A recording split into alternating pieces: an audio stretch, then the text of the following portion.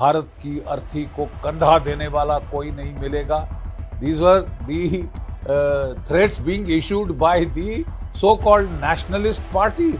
When the threat from the Chinese was on the rise, that was the time we started cutting our army down. There was that outcry that the army is too bloody big, it's costing us so much. We can afford one hell of a lot, but somehow when it comes to the army, how can we afford it? We must cut the army down. Your threats profile is only going up, up, up. The answer can't be to get your manpower down, down, down, especially when you are short of troops. Then you should never be defensive and reactive.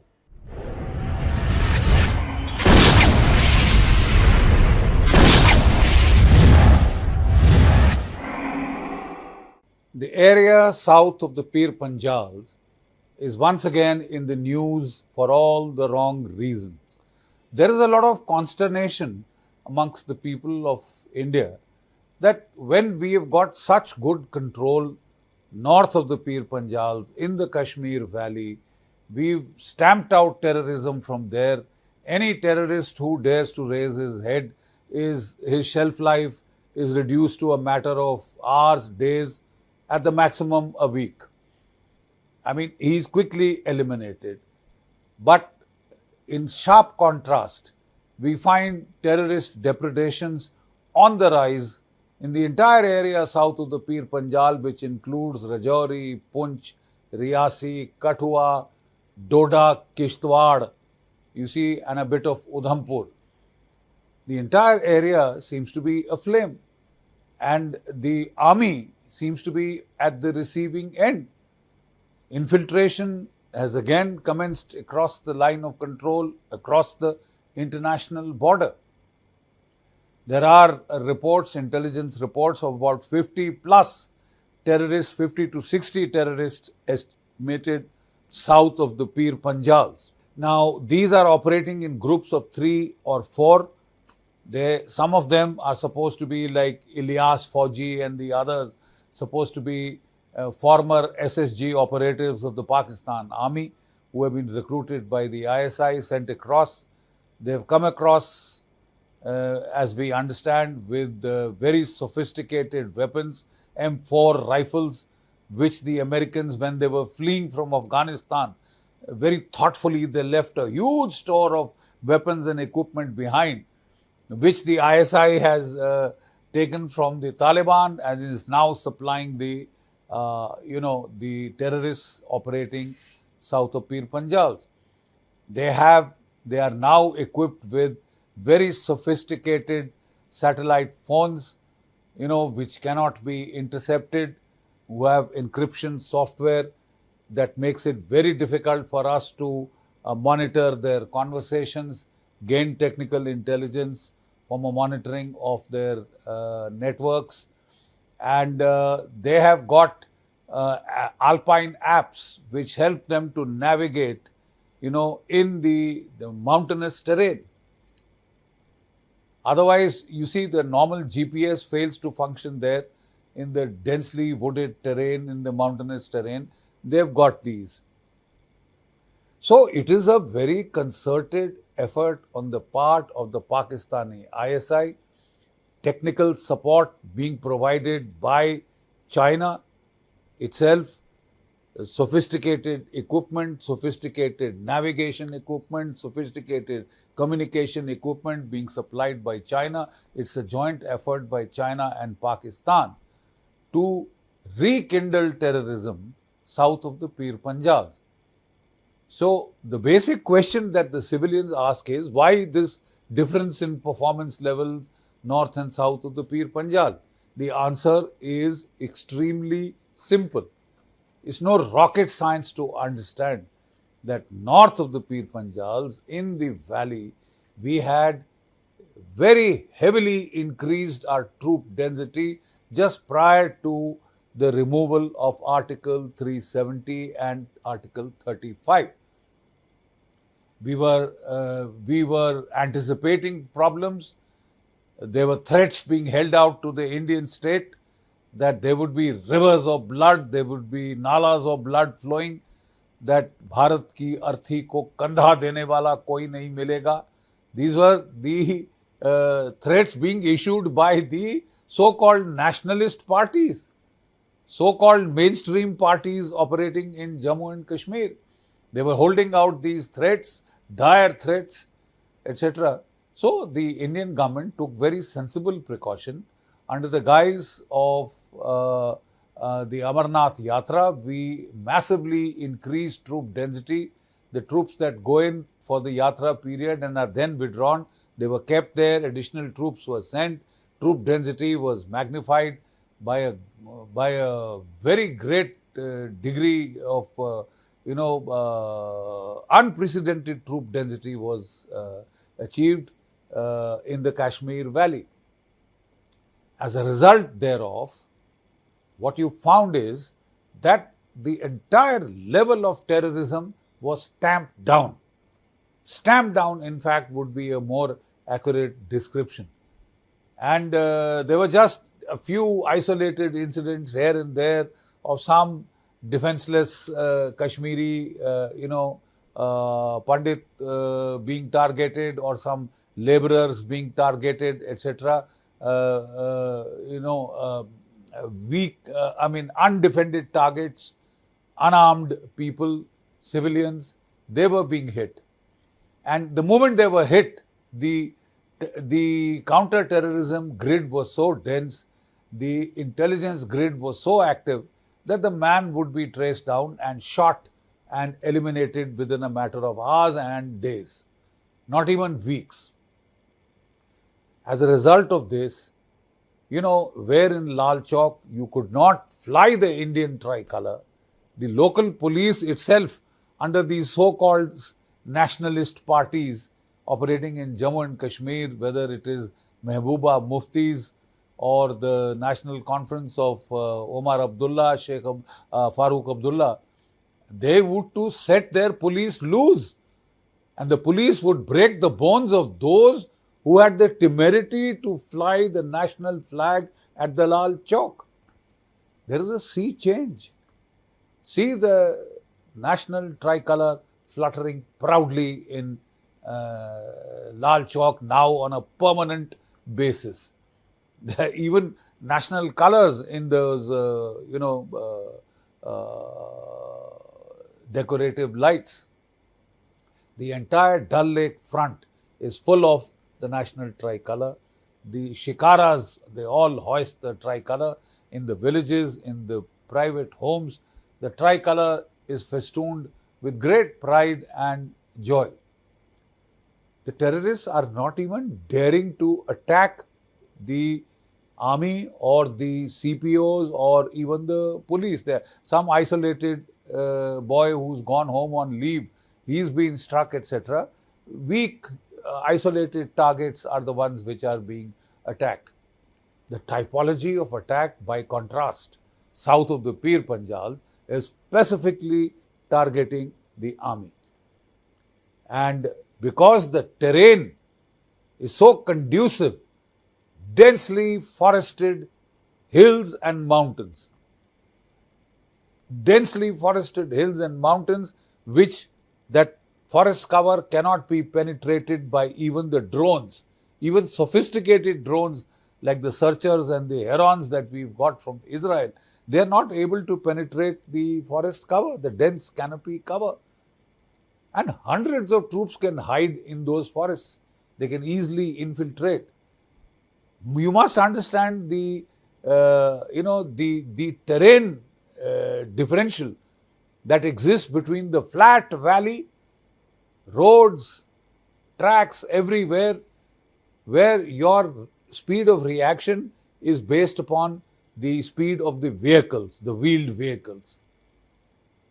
Your armored personal carriers, your, these Mahindra Scout armored cars, etc. They can operate, they can rush to that spot of action, and within a matter of, minutes, you can react.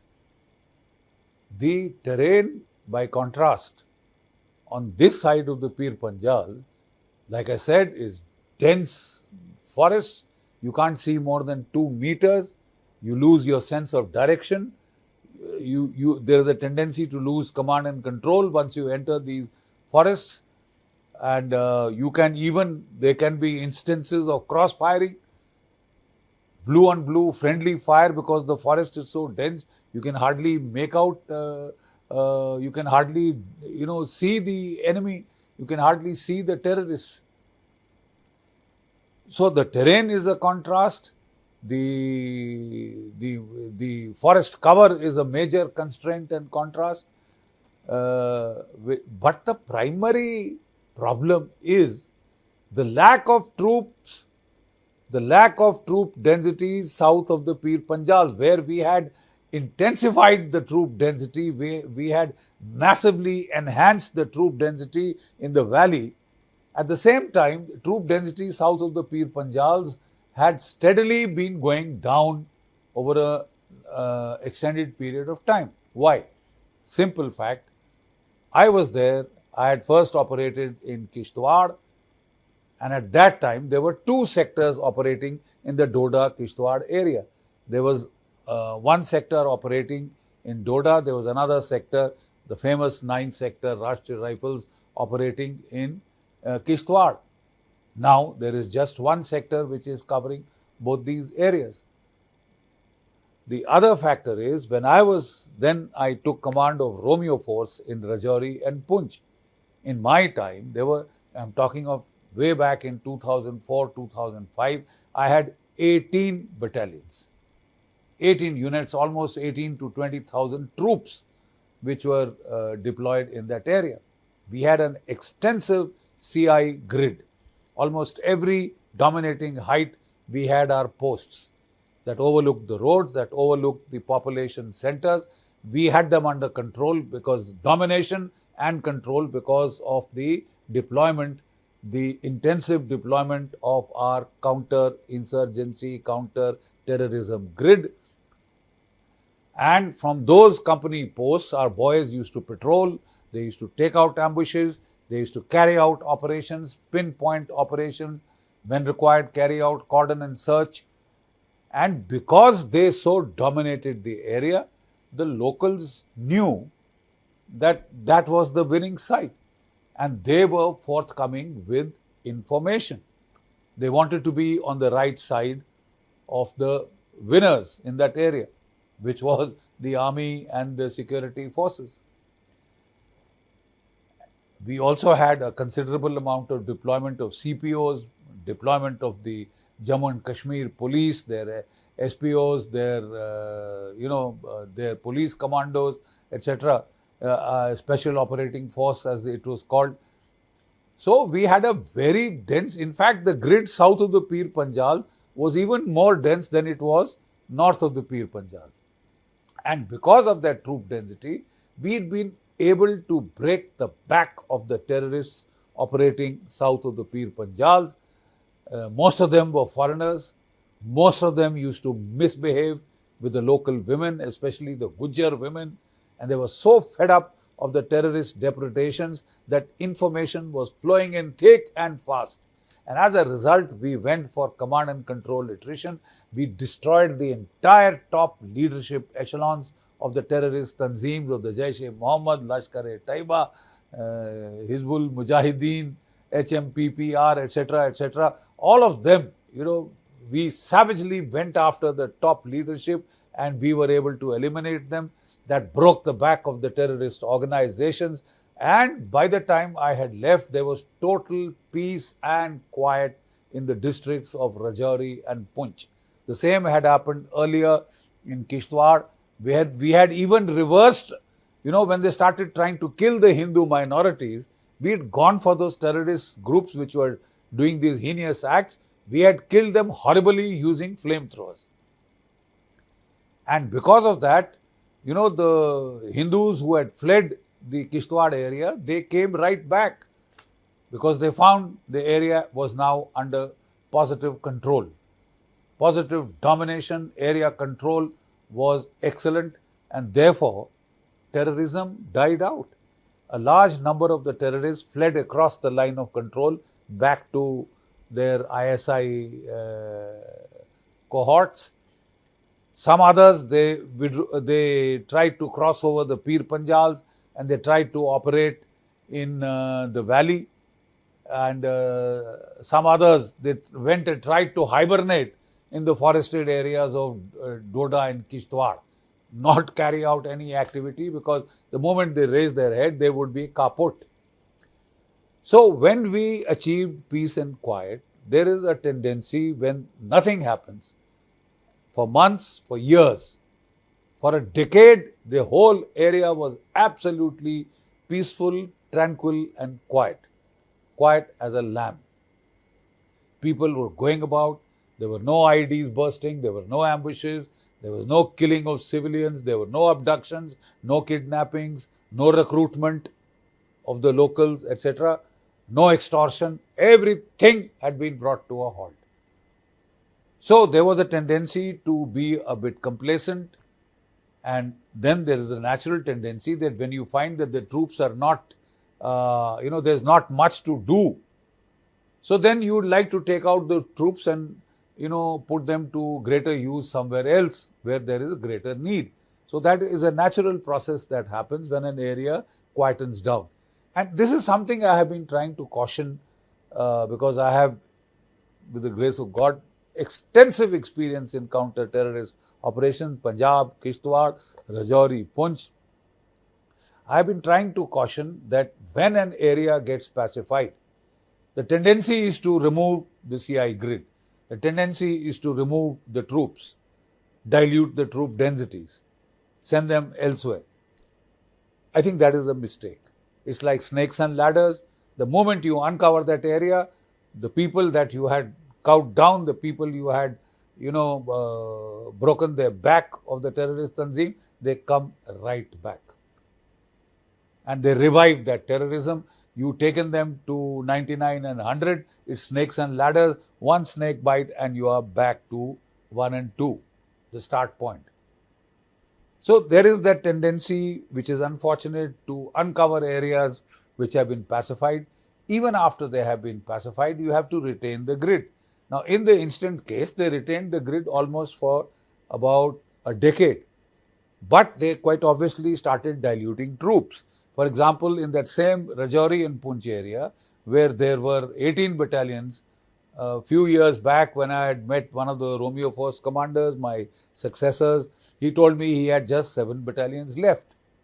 7 battalions to cover that vast area. I don't know what the troop density there is now. I'm told a lot more troops, a brigade plus commandos, that is what the media reports indicate, have been sent there. But I'm saying the requirement was 18 battalions, which is optimal for the Rajouri Poonch area. Then don't forget that the uniform force, which was looking after Riasi, Udhampur, and that area, was taken out in 2020 and sent to Ladakh to face the Chinese. Further troop dilution.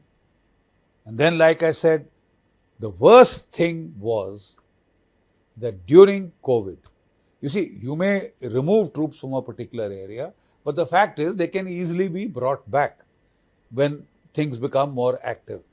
But when you disband units, when you send them home, and this is precisely what was done during the 3 years of COVID, when the threat from the Chinese was on the rise, when Pakistan was trying to revive terrorism in the K2 project, in the Khalistani terrorism in Punjab, and the jihadi terrorism in Jammu and Kashmir, that was the time we started cutting our army down.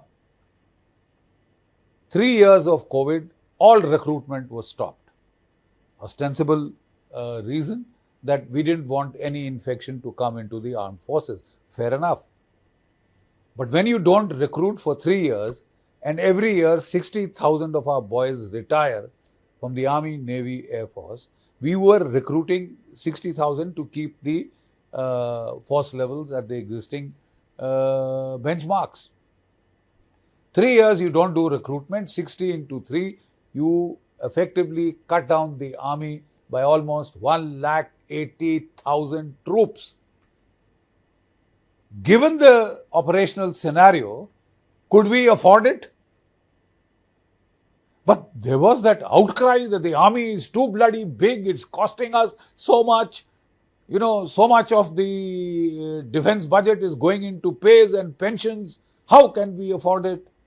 We can afford one hell of a lot, but somehow, when it comes to the army, how can we afford it? We must cut the army down. We must save our revenue budget, transfer that to the capital budget, buy arms and equipment. But amazingly, it's very amazing logic. While you are cutting the army down, you are raising 7 new battalions of the ITBP, you are raising battalions of CISF, CPOs, etc., etc. Don't they cost money? I mean, I fail to understand why we are getting into, why the army has been singled out, the armed forces have been singled out for such manpower chopping. When, accountant generals may be very happy that the army pay bill, pension bill has been cut down, etc. But the simple fact is they are operationally needed. Your threats profile is only going up, up, up. The answer can't be to get your manpower down, down, down, especially if you have to fight in the mountains. Mountains eat up troops. Jungles, troops vanish. And I'm sorry, technology is of very little help. The drones cannot penetrate that canopy cover, as I pointed out to you at the outset. So the fact of the matter is, it was amazing that we cut down those troops. We were hoping that after COVID got over and recruitment was started, we would recoup and make up those losses. Units were suffering. Formations were suffering. CI grids just vanished. Intelligence grids just vanished. There were no road opening parties anymore. And in that kind of a terrain where even 2-3 of these terrorists, quite well trained, they just hide in the jungle, shoot, vanish. And unless you have specific pinpoint intelligence, you can keep jungle bashing for days and days. I've seen enough of this tamasha in my time. I've had to bear it all. So we need troops. We need troop density. We are told that the United States, look at that, high-tech army. They are cutting down manpower and they are getting more technology. And we are very backwards. We are still on the khota foot infantry kind of an action. Manpower is a waste of money, resources. Says who? Manpower is needed. Without manpower, you can't do anything. And for those who have got this bee in the bonnet that manpower is the greatest drain on the resources of the Republic of India, I think you will have to think again. Please take a look at what is happening in Ukraine. Please take a look at what is happening even in Israel, Hamas. Troops constantly under strain are refusing to go into action. And Russia is not short of weapons and equipment, but yet when it attacked with low levels of manpower, it had to suffer greatly. And it was forced, Russia was forced during the conflict. Firstly, the conflict has stretched on needlessly because you went in with low manpower. Right? Technology is good, but somebody has to operate that equipment. Right? And they were forced to mobilize 300,000 reservists, and then they have been forced to now recruit another 5 lakh troops. They're almost touching 1 million, the Russian army. So why are your greatest resource is youthful manpower? We've seen on television scenes of how when 50 jobs are advertised, 15,000, 20,000 people rush there. That is the level of unemployment. You have a 1.4 billion population and the youngest population in the world. 50% Indians are below the age of 26. We need to create more jobs, not cut existing ones. It defies logic. It defies, I'm sorry, even common sense. But there are these newfangled, the Americans have done it, so we must do it. Please don't forget that the Americans, their neighbors are Canada and Mexico. Our neighbors are two nuclear-armed countries, China and Pakistan, both thirsting for our blood, both trying to devise newer and newer methods of trying to harm India, cause harm to our citizens, cause harm to our resources. We've discovered lithium in the Rajouri area. Is it rocket science that the level of terrorism is sought to be increased there? China is doing it. China is pressing Pakistan, which is its vassal client state, to increase the level of terrorism south of the Pir Panjal, where we have created the gaps. And I'm very sorry, it's not really the armed forces to, whom I shoulder the blame. The orders came from the top. And they had no option but to obey. That is an unfortunate conundrum in India. Our richest resource is manpower, youthful, energetic manpower, especially in the villages where agriculture cannot absorb the entire youth. So therefore, their best bet used to be the army. Now, I'm very sorry to state that 3 years of COVID was followed by the introduction of the Agniveer scheme. And even in the Agniveer scheme, chalo, you've gone in for this scheme, at least we should have recruited more Agniveers so that we could have made up the losses. The curtailment of manpower by 1,80,000, almost 2 lakh troops you've cut the army by, at a time when your threats are peaking. And then we introduced the Agniveer. Previously, we were recruiting 60,000 men every year. We were told we want to militarize, spread the military ethic in the whole population. Let their discipline of the armed forces spread into the entire Indian population. Please explain to me, when with 60,000 boys going home every year, you could not militarize the Indian population, how will you achieve that dissemination of military skills with 46,000?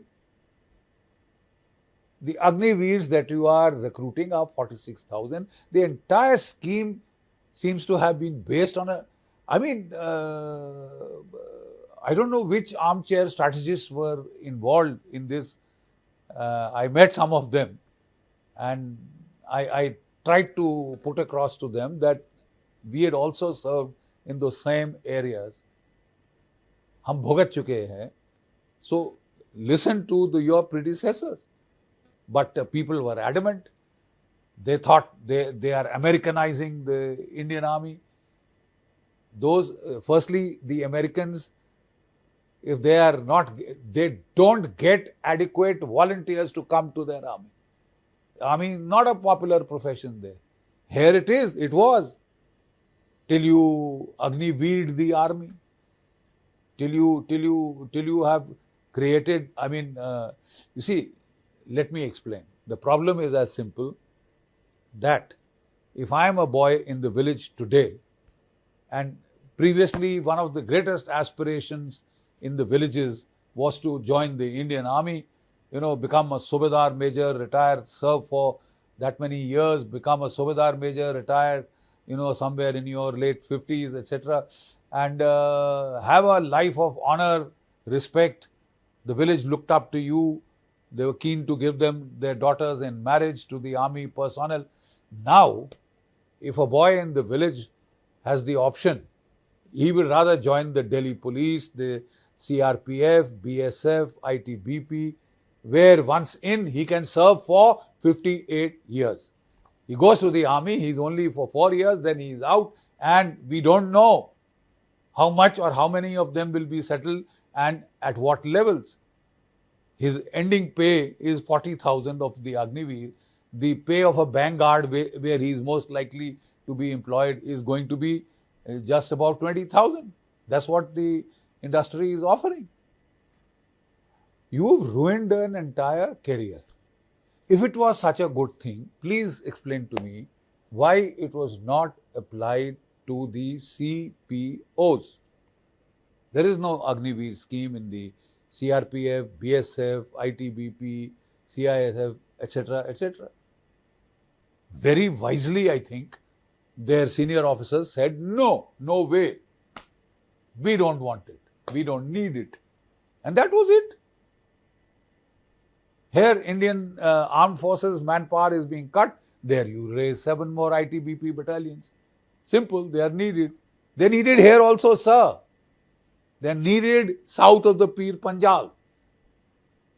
So my first, I think, suggestion is we must, at the fastest possible, make up the manpower shortfall of 1,80,000, which was unnecessarily caused during the COVID period of the pandemic.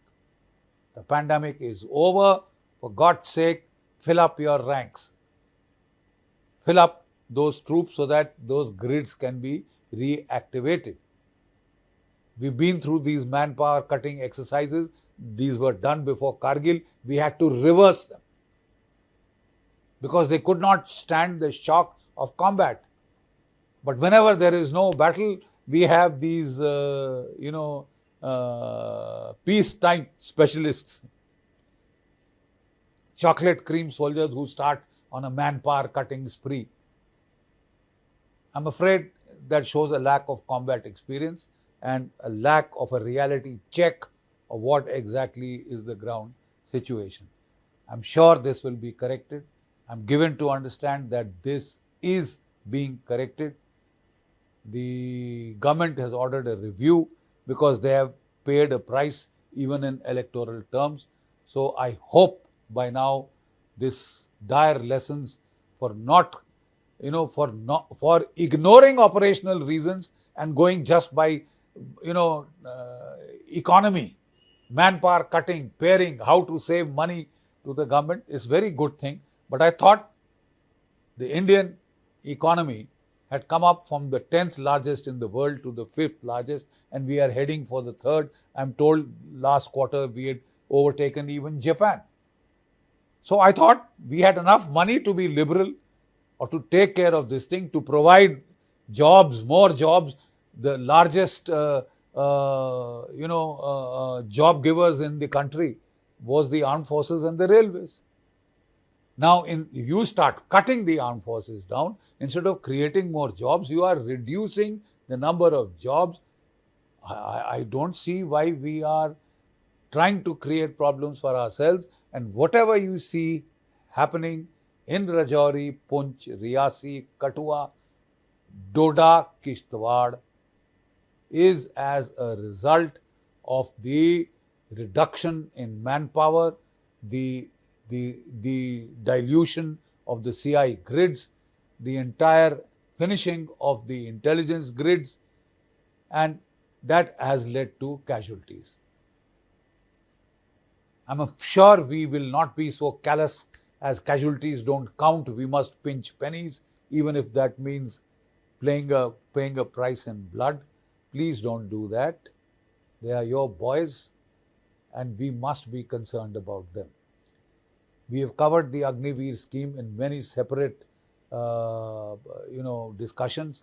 But the simple fact is, whatever you are seeing happen south of the Pir Panjal is because of an absence of the CI grid.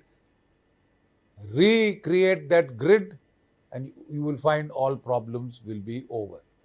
The second aspect that I wish to emphasize, especially when you are short of troops, then you should never be defensive and reactive. Because you'll have to do firefighting from here to there to there. You'll have to pull out troops from here to send them there. When something happens, back where you pull the troops out from, they'll come right back. You'll tire out your troops. You will ruin the peace field profiles of units. In that short-sighted trying to save money.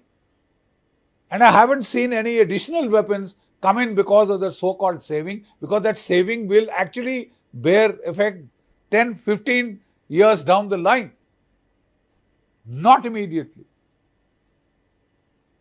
Then we must hit across the line of control, the international border. Why have we given a ceasefire to Pakistan?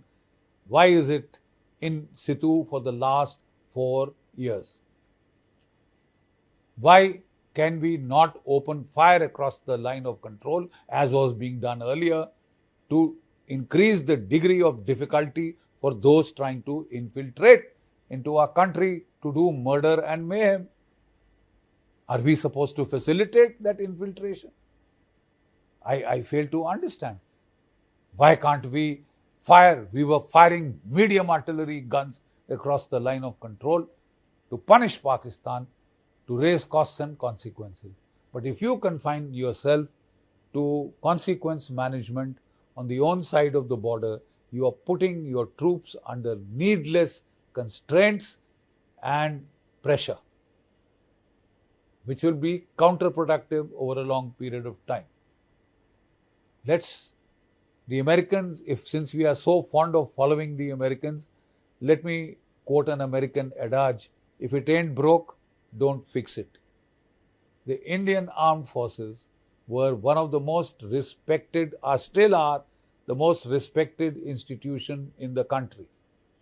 They were performing beautifully. 71 war, they had cut Pakistan in two.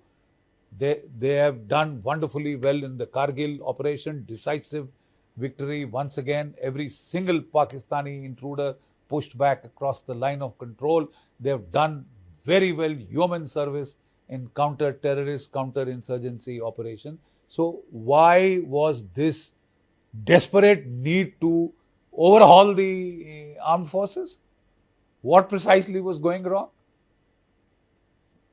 On what operational basis, on what intelligence assessment did we come to the conclusion that we need to cut down Indian manpower because it is not needed?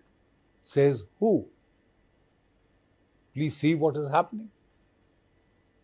Therefore, I don't think there is anything much lost as yet. We must correct ourselves. The Russians have shown how in the midst of a battle, if they have gone wrong, if they went with very less troops, they corrected it. They mobilized 300,000 troops within a matter of 1 month. And they had built the Survak in line and they had smashed the heads of the Ukrainian counter-offensives. Manpower is needed. The latest combat experience from the Ukrainian battlefield, the Israeli battlefields, that tells you that you need manpower, especially when the weapons and equipment are becoming so lethal, the drones are becoming so lethal. The casualties are enormous. Entire units are getting wiped out and they have to be resuscitated, they have to be, almost re-raised. And if you cut your manpower, you are putting yourself at the greatest disadvantage. When manpower was your greatest resource. No country in the world, including China, can raise armed forces the size that India can. But we are onto a strange anti-manpower spree. And lastly, we need to increase our defense budget. The budget that we had has been a big disappointment, but I shall talk of that separately. Thank you. Please like and subscribe to Chanakya Dialogues and On Target.